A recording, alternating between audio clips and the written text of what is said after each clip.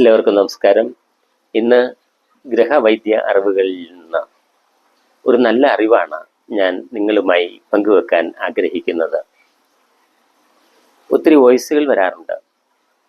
പ്രസവം കഴിഞ്ഞിട്ട് കുഞ്ഞിന് കൊടുക്കാൻ മുലപ്പാലില്ല, ആ മുലപ്പാൽ ഉണ്ടാകാനായിട്ടുള്ള മാർഗം എന്താണെന്ന് പറയുമോ എന്ന് ചോദിച്ച് വോയിസ് മെസ്സേജുകൾ വരാറുണ്ട്, പറഞ്ഞു കൊടുക്കാറുമുണ്ട്. പക്ഷേ പൊതുവായിട്ട് എല്ലാവരും അറിയാൻ വേണ്ടി ഒരു വിളഞ്ഞ തേങ്ങ, നന്നായി വിളഞ്ഞൊരു തേങ്ങ നന്നായി ചുരണ്ടിയെടുത്ത് പിഴിഞ്ഞ്, വെള്ളം ചേർക്കരുത്, തനിപ്പാൽ രാത്രി കിടക്കാൻ നേരത്ത് കൊടുക്കുക. 1/2 ഗ്ലാസ് ആണെങ്കിൽ 1/2 ഗ്ലാസ് മതി. അത് കുടിച്ചു കഴിഞ്ഞാൽ ഉടൻ തന്നെ ഒരു 4 തരി ഏലക്കായയുടെ തരി ചവച്ച് തിന്നണം. അത് വയറിൽ അസ്വസ്ഥത ഉണ്ടാകാതിരിക്കാൻ വേണ്ടിയാണ്. വയറിൽ അസ്വസ്ഥത ഉണ്ടാകുമ്പോൾ ചിലർക്ക് പെട്ടെന്ന് വയറ് സ്തംഭിക്കുകയൊക്കെ ചെയ്യാം.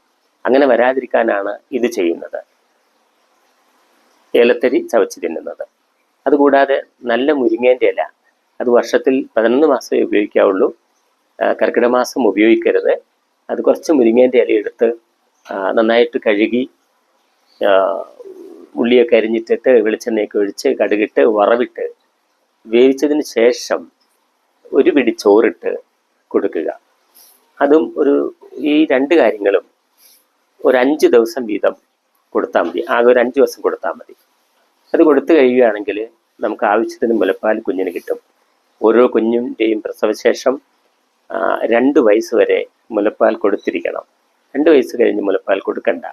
അപ്പോൾ ആദ്യ നാളുകളിലാണ് കുഞ്ഞിന് ഏറ്റവും അത്യന്താപേക്ഷിതമായ മുലപ്പാൽ. അതിങ്ങനെ പ്രകൃതിദത്തമായി വരട്ടെ. അതെല്ലാവരും ഒന്ന് പരീക്ഷിക്കണം. നന്ദി, നമസ്കാരം.